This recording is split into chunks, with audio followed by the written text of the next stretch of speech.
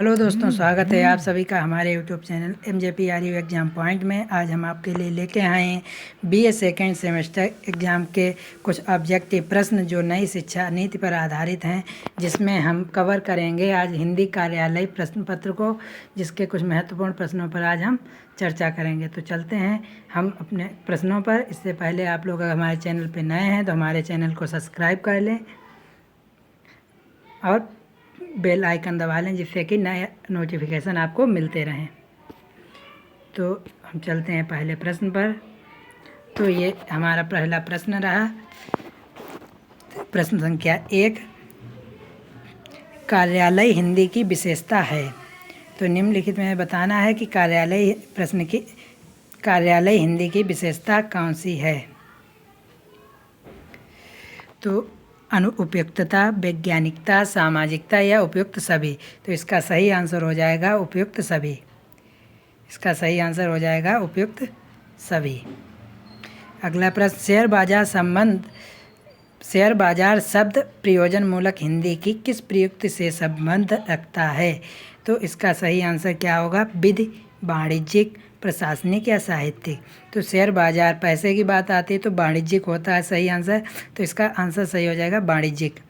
अगला प्रश्न पर चलेंगे, अनेक भाषाओं की उपस्थिति के कारण जिस सुविधाजनक विशिष्ट भाषा के माध्यम से व्यक्ति राज्य केंद्र तथा देश विदेश के बीच संपर्क स्थापित किया जाता है, उसे देश की संज्ञा दी जाती है। तो उसे किसकी संज्ञा दी जाती है, राष्ट्रभाषा, मानक भाषा, राजभाषा, संपर्क भाषा।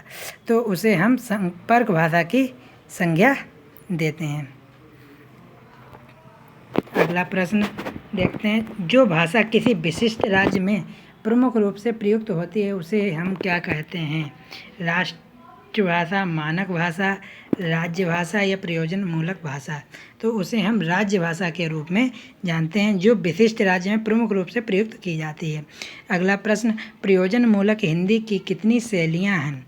तो प्रयोजन मूलक की कितनी शैलियाँ हैं, 7, 6, 5 या 4।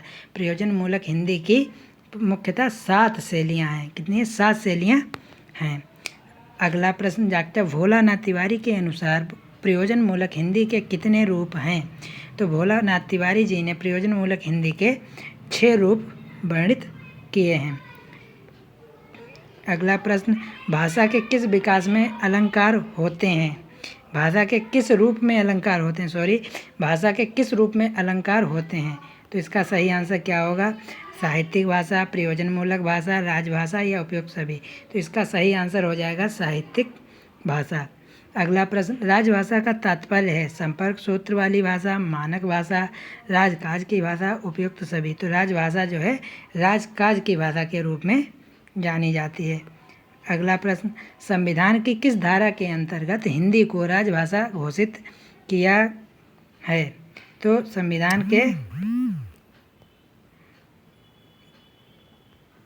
संविधान की किस धारा के अंतर्गत हिंदी को राजभाषा घोषित किया गया है। तो ऑप्शन 1, भाग 17 अध्याय 1 धारा 343 आई। तो इसका सही आंसर हो जाएगा भाग 17 अध्याय 1 और धारा 343 आई। चलते हैं अगले प्रश्न पर। संविधान सभा ने हिंदी को राजभाषा बनाने का प्रस्ताव स्वीकार किया था। तो कब स्वीकार किया था, तो 14 सितंबर 1949 का सही आंसर हो जाएगा। हिंदी भाषा लिपि में लिखी जाती है। तो हिंदी भाषा किस लिपि में लिखी जाती है। तो इसका सही आंसर हो जाएगा देवनागरी लिपि में। हिंदी भाषा देवनागरी लिपि में लिखी जाती है।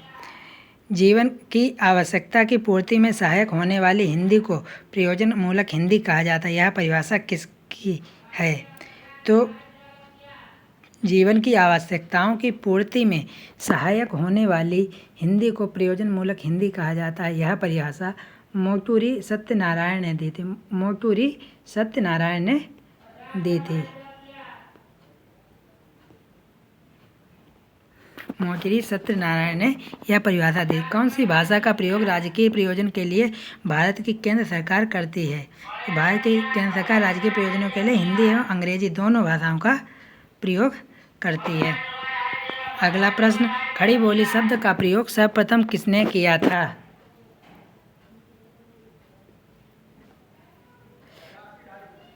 खड़ी बोली शब्द का प्रयोग सर्वप्रथम लल्लू लाल ने किया था। तो इसका सही आंसर हो जाएगा बी, लल्लू लाल। राष्ट्रभाषा का तात्पर्य है। राष्ट्रभाषा बहुसंख्यक लोगों की भाषा होती है। राष्ट्रभाषा बहुसंख्यक लोगों द्वारा बोली जाने वाली भाषा होती है। अगला प्रश्न, कार्यालय हिंदी का क्षेत्र है।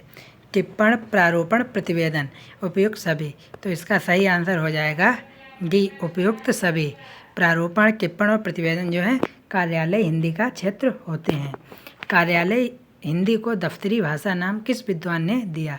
तो इसका सही आंसर हो जाएगा डॉक्टर हरदेव बहारी जी ने कार्यालय हिंदी को दफ्तरी भाषा का नाम दिया। मुहावरेदार भाषा होती है। तो इसमें कौन सी भाषा? साहित्यिक हिंदी जो है मुहावरेदार भाषा होती है। अगला प्रश्न, कार्यालय हिंदी का गुण है।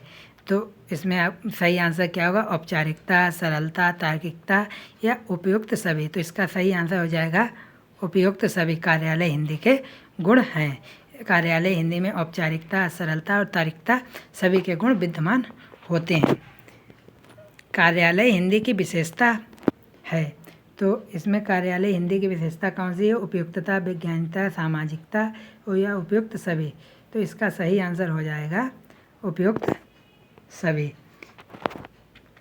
अगला प्रश्न, कार्यालय हिंदी की विशेषता नहीं है। तो प्रयोजनता, वैज्ञानिक, स्पष्टता, यह सभी और तो होते हैं कार्यालय हिंदी के, लेकिन अलंकारिकता कार्यालय हिंदी का विशेषता नहीं होती है। अगले प्रश्न पर चलेंगे। प्रयोजन मूलक हिंदी का स्वरूप है। प्रयोजन मूलक हिंदी का स्वरूप सैद्धांतिक हिंदी, व्याकरणिक हिंदी, कामकाजी हिंदी या इनमें से कोई नहीं। तो इसका सही आंसर हो जाएगा कामकाजी हिंदी। प्रयोजन मूलक हिंदी जो है कामकाजी हिंदी के रूप में भी जानी जाती है। प्रशासनिक हिंदी का संबंध है। प्रशासनिक हिंदी या रोजगार परक हिंदी से होता है। प्रशासनिक हिंदी का संबंध रोजगार परक हिंदी से होता है।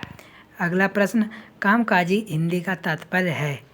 कामकाजी हिंदी मतलब है कार्यालय हिंदी, जो कार्यालयों में प्रयोग की जाती है।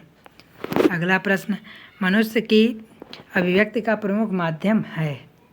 मनुष्य की अभिव्यक्ति का प्रमुख माध्यम क्या है? भाषा, विचार, समाज, परिवार। तो मनुष्य की अभिव्यक्ति का प्रमुख माध्यम भाषा है। वह हिंदी जिसका व्यवहार वाणिज्यिक, पत्राचार, व्यापार, संगीत, चिकित्सा, रसायन शास्त्र आदि क्षेत्रों में प्रयोग किया जाता है, उसे हम कार्यालय हिंदी के रूप में जानते हैं। ऑफिशियल लैंग्वेज का हिंदी रूपांतरण क्या होगा? ऑफिशियल लैंग्वेज कार्यालय हिंदी। अगला प्रश्न, हिंदी कार्यालय हिंदी की प्रवृत्ति की जांच करें तो हम पाते हैं कि कार्यालय हिंदी का एक विशिष्ट रूप विकसित हो गया। यह कथन निम्न में से किसका है? यह कथन चतुर्भुज सहाय जी का है। यदि कार्यालय हिंदी की प्रवृत्ति की जांच की जाए तो हमें पाते हैं कि कार्यालय हिंदी का एक विशिष्ट रूप विकसित हो गया है। तो यह कथन चतुर्भुज सहाय द्वारा कहा गया था।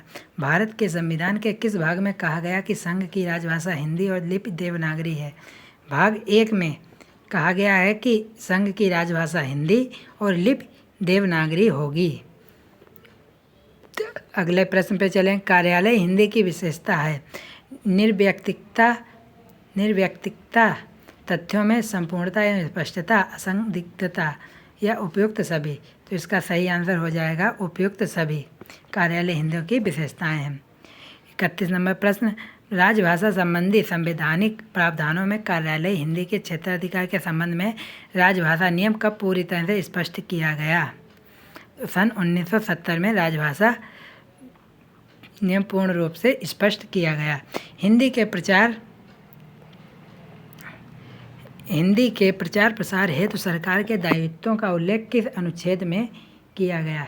तो इसका सही आंसर हो जाएगा अनुच्छेद 351 में हिंदी के प्रचार प्रसार हेतु सरकार के दायित्वों का उल्लेख किया गया। अगले प्रश्न पे चलेंगे। किस अनुच्छेद में कहा गया कि राष्ट्रपति द्वारा राजभाषा आयोग में समिति का गठन किया गया? अनुच्छेद 344। राष्ट्रपति द्वारा राजभाषा आयोग और समिति का गठन किया जाएगा। यह अनुच्छेद 344 में वर्णित किया गया है। कार्यालयीय भाषा का उद्देश्य क्या होता है? हिंदी का प्रचार प्रसार करना, देश की राष्ट्रभाषा सुनिश्चित करना, हिंदी को सम्मान दिलाना, उपयुक्त सभी। तो कार्यालयीय भाषा के उपयुक्त सभी उद्देश्य होते हैं। अगले प्रश्न पे चलेंगे। कार्यालय हिंदी के क्षेत्र अधिकार को किस नियम के अंतर्गत स्पष्ट किया गया? कार्यालय हिंदी के क्षेत्र अधिकार को राजभाषा अधिनियम 1955 राजभाषा अधिनियम 1955 के तहत क्षेत्र अधिकार को के नियम के अंतर्गत स्पष्ट किया गया। कार्यालय हिंदी की कार्य पद्धति के अंतर्गत आती है। कार्यालय हिंदी संघीय कार्य पद्धति, राज्य शासन पद्धति, सचिवालय कार्य पद्धति, उपयुक्त सभी। तो कार्यालय हिंदी जो है उपयुक्त सभी में आती है। का क्षेत्र के अंतर्गत आने वाले राज्यों में सरकारी कामकाज की भाषा होगी? का क्षेत्र में आने वाले तो इसकी क्या होगी? कामकाज भाषा हिंदी होगी। हिंदी होगी। खा क्षेत्र के राज्य कार्यालय पत्र व्यवहार में किस भाषा का उपयोग करते हैं? तो इसमें हिंदी और अंग्रेजी दोनों का प्रयोग करते हैं। हिंदी दिवस कब मनाया जाता है? तो हिंदी दिवस 14 सितंबर को मनाया जाता है। अगला प्रश्न, राजभाषा के लिए नेशनल लैंग्वेज शब्द किसने प्रयोग किया? हिंदी के लिए नेशनल लैंग्वेज शब्द का प्रयोग सी राजगोपालाचार्य जी ने किया। संसद की कार्रवाई हिंदी तथा अंग्रेजी में होगी। यह संविधान के किस अनुच्छेद में व्यक्त किया गया? अनुच्छेद 320 आई में यह व्यक्त किया गया। राजभाषा आयोग का गठन कब किया गया? राजभाषा आयोग का गठन 1955 में बीजी खरे की अध्यक्षता में किया गया था। भारत के कानून विधि मंत्रालय में राजभाषा विभाग की स्थापना कब की गई? तो राजभाषा विभाग की स्थापना 1975 में कानून मंत्रालय के अधीन की गई। सन 1955 में गठित प्रथम राजभाषा आयोग के अध्यक्ष किसे अभी बताया था? बीजी खरे जी को चुना गया था राजभाषा आयोग का प्रथम अध्यक्ष। कार्यालय भाषा किसे कहते हैं? कार्यालय भाषा जिस देश में प्रदेश का कामकाज होता है, जिस भाषा में देश प्रदेश का कामकाज होता है, उसे कार्यालय भाषा कहते हैं। विभाषा किसे कहते हैं? विभाषा हिंदी क्षेत्र की प्रमुख बोलियों को विभाषा कहते हैं। हिंदी क्षेत्र की प्रमुख बोलियों को विभाषा कहते हैं। हिंदी शब्द की उत्पत्ति कहाँ हुई? हिंदी शब्द की उत्पत्ति ईरान में हुई। हिंदी शब्द की उत्पत्ति ईरान में हुई। ईरानियों ने प्रसिद्ध ग्रंथ जेद अवेस्ता की भाषा किस भारतीय ग्रंथ से मिलती है? जेद अवेस्ता की भाषा भारतीय ऋग्वेद से मिलती है। अगला प्रश्न, निम्नलिखित किसने अपने साहित्य में हिंदी शब्द का प्रयोग किया? हिंदी शब्द का प्रयोग अलबरूनी, अमीर खुसरो, अबुल फजल, उपयुक्त सभी। तो इसका सही आंसर हो जाएगा उपयुक्त सभी। सभी ने अपने साहित्य में हिंदी शब्द का प्रयोग किया। अगला प्रश्न, जफरनामा में भाषा के लिए किस शब्द का प्रयोग मिलता है? जफरनामा में भाषा के लिए हिंदी शब्द का प्रयोग मिलता है। हिंदी भाषा का जन्म कहाँ हुआ? तो अगला प्रश्न है, हिंदी भाषा का जन्म हुआ। तो हिंदी भाषा का जन्म शोरसेनी अपभ्रंश से हुआ।